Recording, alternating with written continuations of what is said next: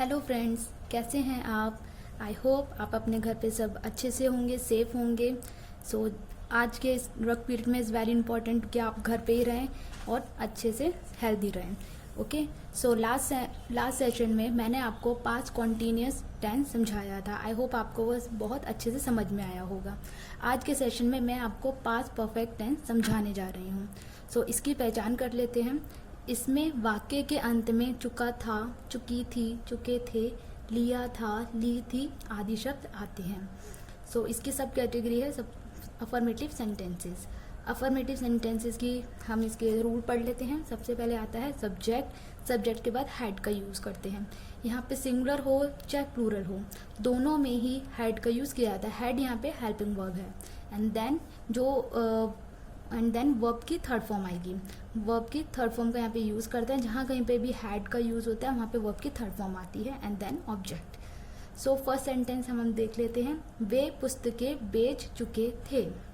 वे पुस्तकें बेच चुके थे। वे को इंग्लिश में दे बोलते हैं क्योंकि ये प्लूरल है। वैसे तो यहाँ पे सिंगुलर प्लूरल में सबके साथ हैड का यूज़ करते हैं। तो दे के बाद क्या आएगा? हैड। एंड हैड के बाद बेचने को हम सेल कहते हैं और इसकी थर्ड फॉर्म सोल्ड होती है। They had sold the books. क्या बेच चुके थे? पुस्तकें, तो दी बुक्स। नेक्स्ट हमारा सेंटेंस आता है राधा दिल्ली पहुंच चुकी थी। राधा, देन उसके बाद हैड हमारी हेल्पिंग वर्ब है। रीच्ड आएगा क्योंकि यहाँ पे इसकी थर्ड फॉर्म होगी। रीच की थर्ड फॉर्म होती है रीच्ड। कहाँ पर पहुंच चुकी थी? दिल्ली। तो सेंटेंस बनेगा Radha had reached Delhi and then full stop. ये हमारा अफर्मेटिव सेंटेंसेस कंप्लीट होते हैं। देन हमारा आता है नेगेटिव सेंटेंसेस, जिसको हम नकारात्मक वाक्य बोलते हैं। एंड अफर्मेटिव सेंटेंस को हम सकारात्मक वाक्य बोलते हैं। नेगेटिव सेंटेंसेस में नॉट का यूज़ किया जाता है। इसका रूल देख लेते हैं। सबसे पहले आएगा इसमें सब्जेक्ट, देन हैड यहाँ पे हेल्पिंग वर्ब है एंड उसके बाद नॉट। हेल्पिंग वर्ब के बाद नॉट का यूज़ करते हैं। देन वर्ब में third form and then object. जैसे फर्स्ट सेंटेंस है वे नाश्ता नहीं परोस चुके हैं। तो दे आता है। वे को हम इंग्लिश में दे बोलते हैं। दे के बाद आएगा यहाँ पे हेल्पिंग वर्ब हैड के बाद नॉट के बाद आएगा यहाँ पे सर्व्ड। परोसने को, खाना परोसने को सर्व्ड कहा जाता है। इसमें डी का फॉर्म लगेगा, ईडी लग जाएगा। Served the breakfast. नाश्ता को ब्रेकफास्ट बोलते हैं। तो सेंटेंस बनेगा they had not serve the breakfast. Next हमारा इसका सेंटेंस है अध्यापक पाठ नहीं पढ़ा चुका था। अध्यापक, क्योंकि यहाँ पे एक ही टीचर है तो द टीचर हैड नॉट, और पढ़ाने को टीच कहते हैं। यहाँ पे उसकी थर्ड फॉर्म आ जाएगी, थर्ड फॉर्म लगेगी। टीच की थर्ड फॉर्म होती है टॉट, सेकंड भी टॉट होती है एंड थर्ड भी टॉट होती है। The teacher had not taught the lesson. क्या नहीं पढ़ाया उसने? पाठ नहीं पढ़ाया। तो the teacher had not taught the lesson. यहाँ पर हमारा इसका नेगेटिव सेंटेंसेस कंप्लीट होते हैं। नेक्स्ट हमारा जो टाइप आता है, सब कैटेगरी आती है इसकी, that is interrogative sentences. Interrogative sentences को हम प्रश्नवाचक वाक्य बोलते हैं।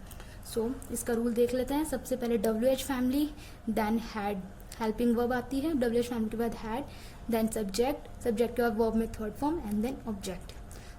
क्या वह नदी को पार कर चुका था? कोई भी सेंटेंस क्या से स्टार्ट होता है तो उसको हेल्पिंग वर्ब से स्टार्ट करते हैं। तो क्या आएगा? हैड ही कर चुका था है तो हमें पता पड़ रहा है कि वह मेल की बात हो रही है। तो हैड ही, पार करने को क्रॉस बोलते हैं। यहाँ पे ईडी लग जाएगा क्योंकि वर्ब में थर्ड फॉर्म आती है। तो हैड ही क्रॉस्ड, क्या पार कर रहा है? नदी को, तो द रिवर। सेंटेंस बनेगा had he cross the river and then question mark, क्योंकि इंटेरोगेटिव सेंटेंसेस है तो क्वेश्चन मार्क इज इम्पॉर्टेंट। फिर नेक्स्ट आता है हमारा सेंटेंसेस वे उपन्यास क्यों पढ़ चुके थे। यहाँ पर क्यों आ गया है? क्यों, दैट मीन्स WH फैमिली। सबसे पहले हम WH फैमिली लगाएंगे। क्यों को इंग्लिश में वाई बोलते हैं। वाई हैड यहाँ पे हेल्पिंग वर्ब होगी। Why had. वे को इंग्लिश में दे बोलते हैं। पढ़ने को रेड बोलते हैं। Just first form, second form, third form इसकी तीनों सिमिलर होती हैं। Why had they read the novels. उपन्यास को इंग्लिश में नॉवल बोलते हैं।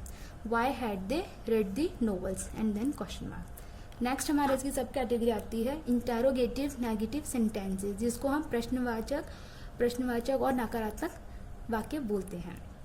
रूल इसका होता है सबसे पहले WH family, then had, then subject के बाद नॉट, देन वर्ब में first third form and then object. Interrogative और इंटेरोगेटिव नेगेटिव सेंटेंस में बस यही एक डिफरेंस होता है कि यहाँ पे सब्जेक्ट के बाद वर्ब की थर्ड फॉर्म आती है और यहाँ नेगेटिव आने की वजह से सब्जेक्ट के बाद यहाँ पे नॉट लग जाता है।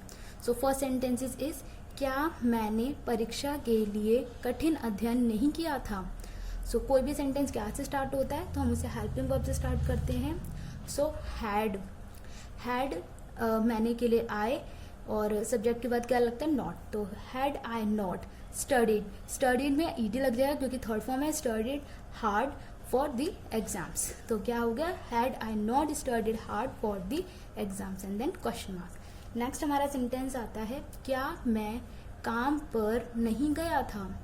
तो हैड क्योंकि क्या से स्टार्ट है तो हम हेल्पिंग वर्ब से स्टार्ट करेंगे। हैड आई नॉट जाने को गो कहते हैं, थर्ड फॉर्म इसकी गोन हो जाती है। First form go, second form went and third form is gone. Had I not gone to work कहाँ पर नहीं गया था काम पर, तो had I not gone to work and then question mark. Last हमारा इसका सेंटेंसेस होता है मैंने फिल्म क्यों नहीं देखी थी। क्योंकि ले आएगा why had I not seen a movie. Why had I not subject के बाद नॉट सीन देखने की फर्स्ट फॉर्म होती है सी, सेकंड फॉर्म होती है सॉ एंड थर्ड फॉर्म होती है सीन। तो why had I not seen क्या नहीं देखी a movie and then question mark. So आज का हमारा सेशन यहीं पे ख़त्म होता है। आई होप आपको मेरी ये वीडियो बहुत अच्छे से समझ में आई होगी। सो अगर आपको मेरी वीडियो अच्छी लगी हो तो लाइक कीजिए, कमेंट कीजिए, शेयर कीजिए एंड सब्सक्राइब कीजिए ताकि और उसके साथ बेल आइकन ज़रूर दबाइए ताकि आपको ऐसी और भी वीडियोस मिलती रहें और आप अच्छे से समझते रहें। Thank you.